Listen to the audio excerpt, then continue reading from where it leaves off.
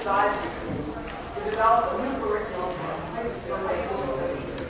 Let me just explain to you that we complain constantly about the fact that our teenagers are without a clue about how the system of our government works. We're worried and we complain about it when they vote in very small numbers. Well, one of the reasons they vote in very small numbers is they know almost nothing about how our system works. We're so busy teaching them all the other things that are required in our elaborate, sophisticated system that we forget that they're just basic civics is a very, very important thing.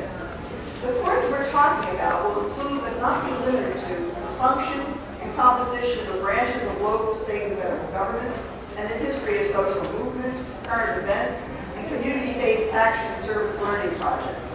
The curriculum is to be developed no later than September 1st of 2012, and the Department of Elementary and Secondary Education and the Executive Office of Education, in collaboration with the Youth Advisory Committee, is to develop a pilot program for the implementation of this course to begin at the start of the 2012-2013 academic year. The Department and the Executive Office, again in collaboration with the Youth Advisory Committee, is to then evaluate the possibility of full implementation of this civics course as a high school graduation requirement after the pilot program. In other words, it's not until after it's looked at, examined, analyzed, and measured that we will even consider it as more than a pilot program. So we put no pressure and no restrictions on the Department of Education. The advisory committee is currently set up, and it includes youth, obviously. Why did I file this legislation? I filed it after being approached by teens leading the way. If you look at the two monitors behind you, TLTW, here they are. And the whole coalition from my own district in Worcester. I'm so impressed by their commitment to this issue. I'm so impressed by their eagerness to expand their educational opportunities and those of their fellow students. They want to know. They want to be prepared to take leadership in the future, and we've got to give them the tools. I've been encouraged by the support we've received from both departments, from the youth groups, and from my colleagues, as we have 38 co-sponsors on this legislation. Needless to say, it's far and away the most sponsors of any legislation I filed this year, or in any recent year, as far as I know. I'm very proud to see such an outpouring of support here. We have them with us, and they are going to speak for themselves because their words are out of the mouths of pages will become the best testimony you can hear. Thank you. Before you begin, Mark, I want to encourage you guys, I see that you have notes before you, I want to encourage you to submit your written testimony, but speak from the heart to the committee members. You don't need to go off with your notes, and I know, I've heard teaching the way before, I know you guys are capable of it, and when you speak from the heart, it is the kind of testimony that's the most compelling. Excuse me, there's also a video, if I'm not mistaken? Yes. How long is the video? A minute. All right. Sorry, did you say 15 minutes? No, a minute. Okay, that's okay. So introduce yourselves. Well, good morning, Chair Diaz and Vice Chair Sullivan. My name is Roxana Petroni. I represent the Haverhill's Violence Intervention and Prevention Program. I am an organizer in Teens Leading the Way as well. Unfortunately, many of our members and supporters couldn't be here because they are in the middle of finals week. But as you see, we still have plenty of support here in the room. Teens Leading the Way is a statewide youth-led coalition which seeks to empower young people to create lasting change through policy making. The coalition includes young people from the communities of Cambridge, Boston, Lowell, Worcester, Everett, Haverhill, and Springfield. Teens Leading the Way youth create and maintain campaigns to bring about social change on a statewide level. In our communities, we are facing several key issues, such as low voter rates, not enough youth are engaged or have leadership roles in their communities. Another key issue we feel strongly about is the increase in youth dropout rates due to civic disengagement. We are working on a campaign to develop and begin piloting a new civics course by the 2012 through 2013 academic year and implementing this initially as a high school graduation requirement in all of Massachusetts by the 2014 through 2015 academic year. Recently we met with Deputy Commissioner Carla Baer, and she let us know what changes she would make if this were presented to the Department of Elementary and Secondary Education. Some changes we discussed were changing the term course to course or unit that would be developed by no later than September 1st of 2012. After a pilot period, this would be up for evaluation for the possibility of being fully implemented as a high school graduation requirement. The teens and Teens Leading the Way have had an opportunity to be organizers and leaders in our communities through our organization. By making this a high school requirement, we will impact not only teens who are civically inclined, but those who are not as well. And there we would learn about genocide and government and politics and all these things that are missing from our schools. According to Tufts University's Circle Group's research, 23% of students who take classes feel they are improving their society, and 14% are more likely to vote. If youth are exposed to civics education, it has been proven that they will experience an increase in positive civic behaviors. 81% of dropouts said there should be more real-world learning opportunities. Teens Leading the Way has worked so hard for over 2 years, doing outreach, organizing, and meeting with higher state authorities to let our voices be heard. We have worked so hard to get to this point where we are today and feel confident that through this bill, we will change the future for youth across Massachusetts. Teens Leading the Way would like to thank Generation Citizen, Civic Ed Project, Mass Vote, Tufts University, Center for Information and Research on Civic Learning and Engagement for their time, energy, and resources. I would like to pass it on to Erica. Good afternoon, chairs and committee members. My name is Arva Adegoy, and I am 16 years old from Amherst. I am a dancer and a track and field athlete. I am passionate about my beliefs, and I am a leader. And 2 months ago, I stopped going to school. But I'm not a stereotype.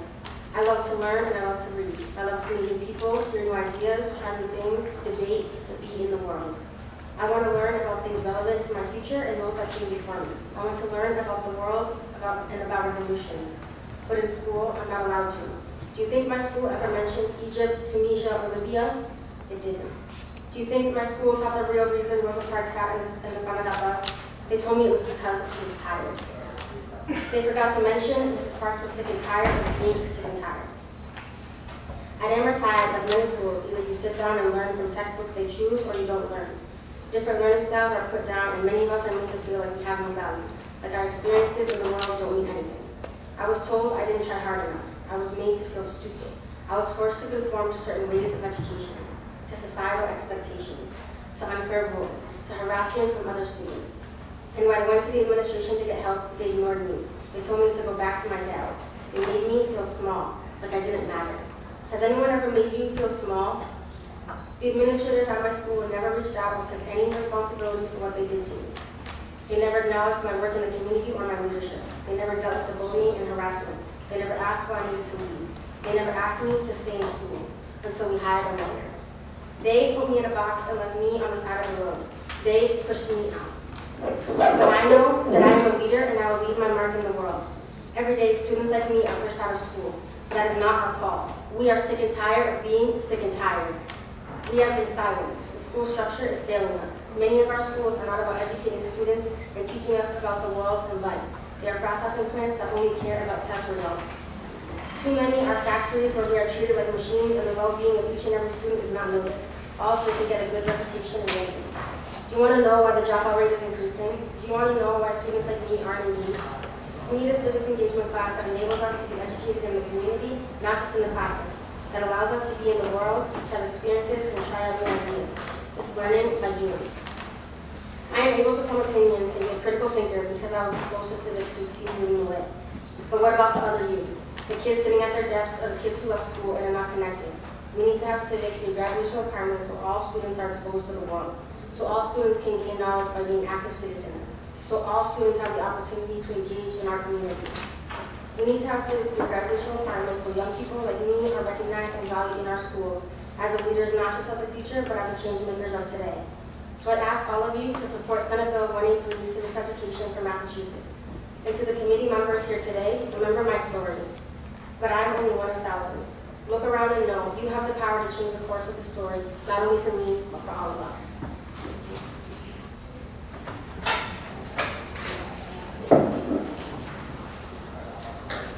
Good afternoon. My name is Andre Georges. I'm from Maple, Massachusetts. Like Roxana, I'm coming from the Violence Intervention and Prevention team. I'm just going to be reading a piece by Peter Levine, who directs Circle, like Roxana mentioned earlier, which is the Center for Information and Research on Civic Learning and Engagement at Massachusetts University. So he wrote this op-ed for us, and he wasn't able to come today, so I just wanted to share it with you guys. Here is news that may shake your stereotypes. Urban students from several Massachusetts cities in a coalition called Teens Leading the Way have chosen to fight for a statewide civic education requirement. On Tuesday, they will testify on Beacon Hill in favor of Senate Bill number S00183, which they wrote to require a civics course. Isn't civics boring and despised by kids? Aren't today's youth slackers, obsessed by celebrity culture, but apathetic about politics? And aren't kids from Boston, Lowell, Worcester, and other urban school systems especially at risk for dropping out, not champions of extra academic requirements? The answer for each of these questions is no. Young people volunteer in their communities at higher rates than their parents did and voted at near record levels in 2008, though not so much in 2009 and 2010. Many youth are notably idealistic, concerned about serious public issues, and eager to learn more. To be sure, young people's knowledge in political and civic issues is not impressive. In this year's National Assessment of Education Progress, NAEP, in civics, only 24% of high school seniors scored at the proficient level or higher, demonstrating solid understanding of the topic. Many young people are critical of their own civic and political knowledge, and that is one explanation they offer for why they don't vote. But they favor educational experiences and requirements that would boost what they know. In a national poll we conducted almost a decade ago, 2/3 of young Americans actually favored a new mandatory civics requirement for high school graduation. Urban students have an impressive record of constructive civic engagement, as shown by Lowell kids' sustained effort to get the voting age lowered to 17 in this city and many other projects. Like young people everywhere, they respond exceptionally well when given opportunities to contribute to their communities. Youth who enroll in programs like Lowell's United Teen Equality Center or Youth Build flourish and succeed because they are treated as assets and are challenged to do serious work for their communities, not viewed as chronic problems. Finally, civics need not be boring, but is often quite engaging. The word civics summons a scene of a teacher diagramming the three branches of government on the chalkboard for rows of silent students. Young people do need to understand the structure of their government, but effective civics teachers introduce the facts as part of interactive discussions and projects on issues that matter to kids. For instance, if students discuss crime in their neighborhood and develop effective research-based recommendations for reducing it, then the relationship between the city council and the police department will matter to them, and they will be eager to learn about it. That is why the young people in Teens Leading the Way are supporting legislation to require the study of government, history, and civil rights, along with opportunities to use such knowledge to create community change through service work and community action projects. Service, when tied to the classroom, has been found to boost students' graduation rates and college attendance, probably because they gain positive motivations and skills. These elements of effective civic education have demonstrated to work in rigorous research. They are already offered by excellent teachers in some of our schools, but many kids never experience them. That is why the students are fighting for civics on behalf of themselves and their generation.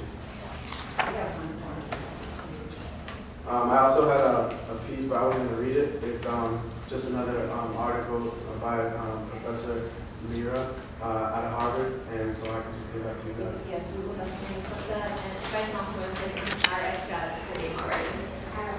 You can also submit your testimony to the committee. If you have any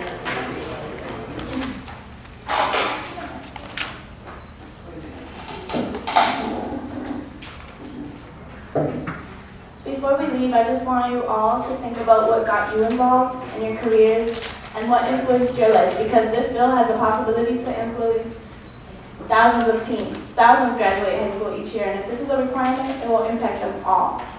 Whether they decide to take it or not, that's on them, but it has the great potential to impact so many teens.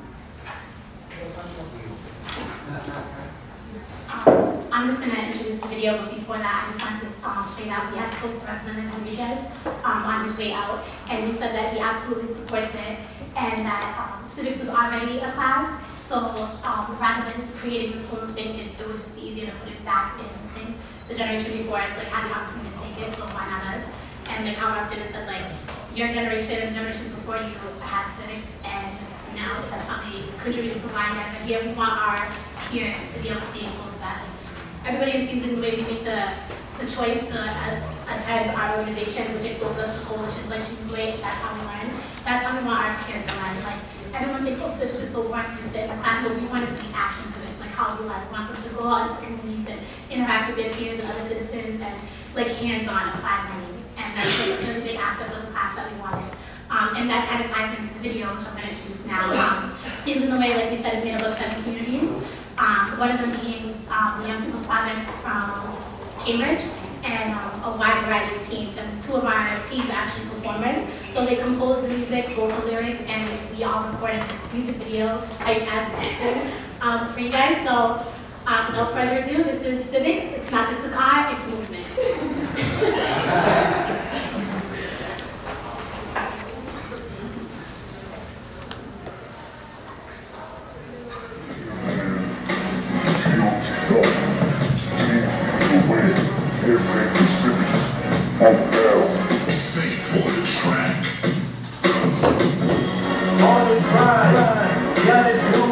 Not talking the car, but civics is the movement. When do we want it? We want it now. On a mission to get it, we gotta make our cities proud. On the grind, gotta do this. Not talking the car, but civics is the movement. When do we want it? We want it now. On a mission to get it, we gotta make our cities proud. My mindset is a Bentley, I cop the civics. You can catch me on the interstate 90 when I'm switching lanes. I'm so ashamed, the game just ain't the same. People say I'm such a bufflehead, it's cause I use my brain. So who to blame? I'm digging this campaign, trying to get civic popping it off the champagne. You can keep all the cash, I just ask for change. I'm getting close, so it's clearly in the rain. Civics is dead. Now they talking slick again. We gon' bring it back to life. Gotta teach the citizens. They took it out of schools. Time to reconsider it. Banning it for the class, and I'm not really feeling it. Teams leading the way. Come see what we talking about. Bring back civics. Got too many friends dropping out. See what we fighting for. Be the truest. To keep it real, we the movement to move with. On the grind. Gotta do this, not talking the car, but civics is the movement. When do we want it? We want it now. On a mission to get it, we gotta make our city proud. On the grind, gotta do this, not talking the car, but civics is the movement. When do we want it? We want it now. On a mission to get it, we gotta make our city proud. Yeah, man, we teams leading the way, games leading the way. Campaign for civics. You know we have to do it now. I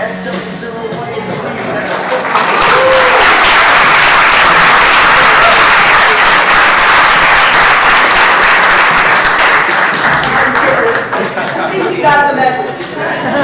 It's a strong message. They really and truly are asking for education. I mean, this is unheard of.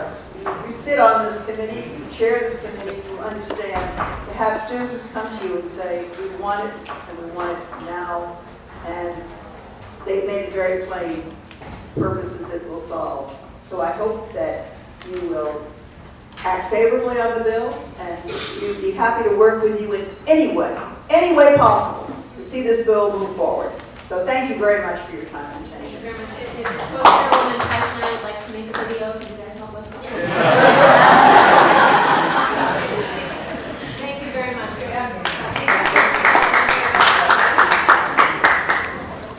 I just want to say, next time you come in, I really want you to tell me what you really think. Madam Chair, the young lady from Amherst, okay, I found your testimony very troubling, at least. And you have an excellent representative in Ellen Story and an excellent senator in Stan Rosenberg. And I would like, through our chairs, to make sure that your testimony gets to them. and let us know back. I'm sure you'll hear from them. That something needs to be done. That's not a good idea. That's not what you want to hear. It's Massachusetts. Thank you. And the show of force at one, it's really impacts, so everybody who's down here or had to wait outside, a hot, a warm room, well done. Thank you. Thank you. Thank you, and the point is very an excellent one. Please do make sure you get us your written testimony, and we'll share it with your representatives and our local.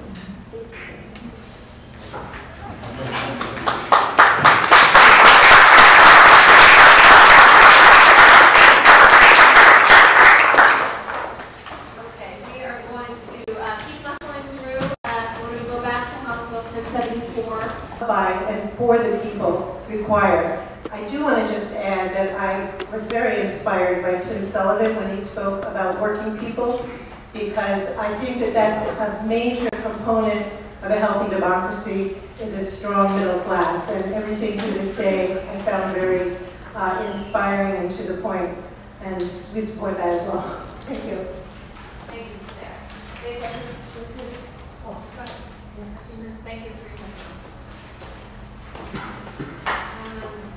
We are now going to move on to back to Senate 222. Address ours, we already heard from Mr. Terry Young.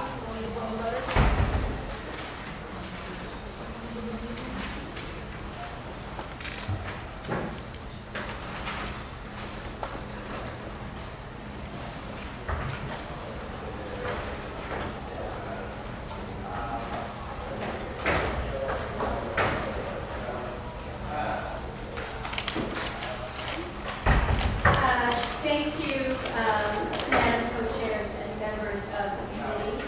I also have testimony on 183, but I'm not sure how you're writing it.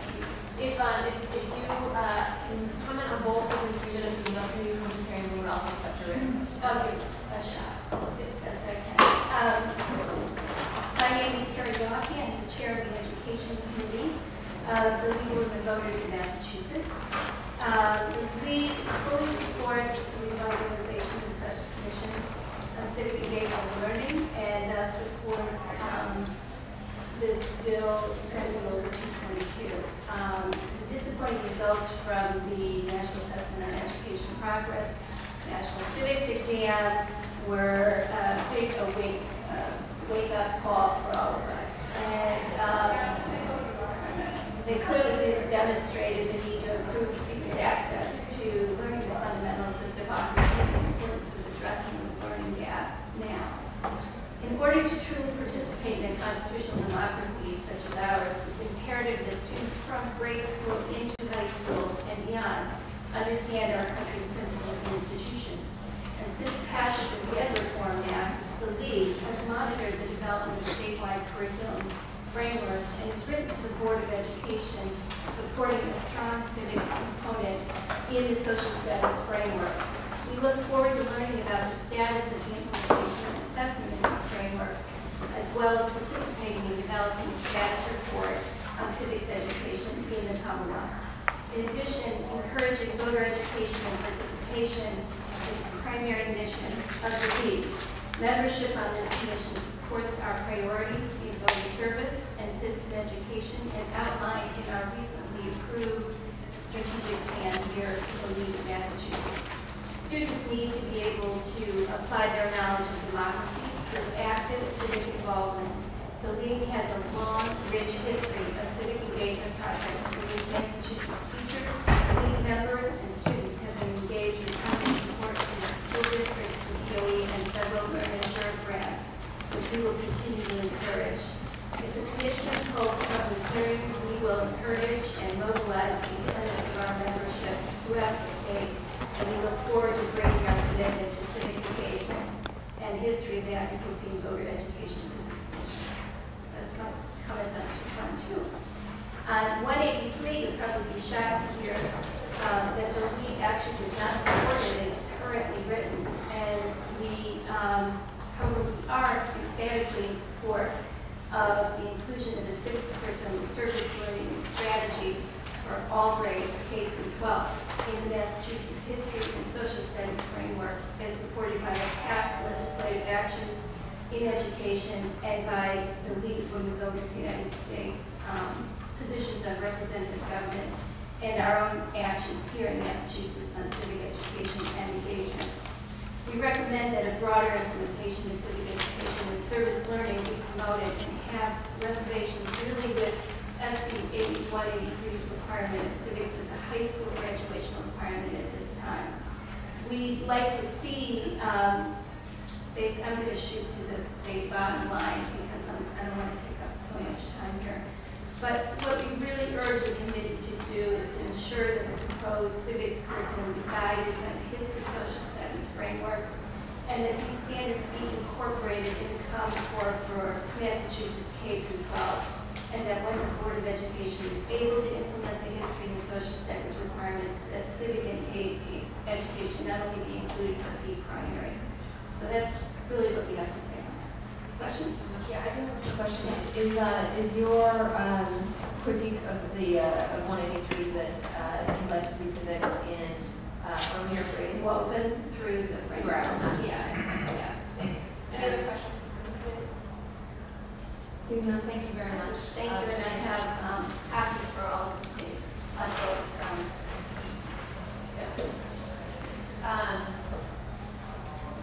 We're 5 minutes away from having to move this room to another committee. Thankfully, through the very effective advocacy work of our co-chair, she secured another room for us to continue the hearing. So we're going to ask that folks move at this time. The new room is room 437, correct? 437 on the 4th floor. Let me say in advance of making this mass migration that I apologize that I had put aside accidentally a sheet on additional folks who wanted to testify on Senate 183, so we will pick up back again with the Senate 183 list when we get up to room 437. Sorry for the inconvenience.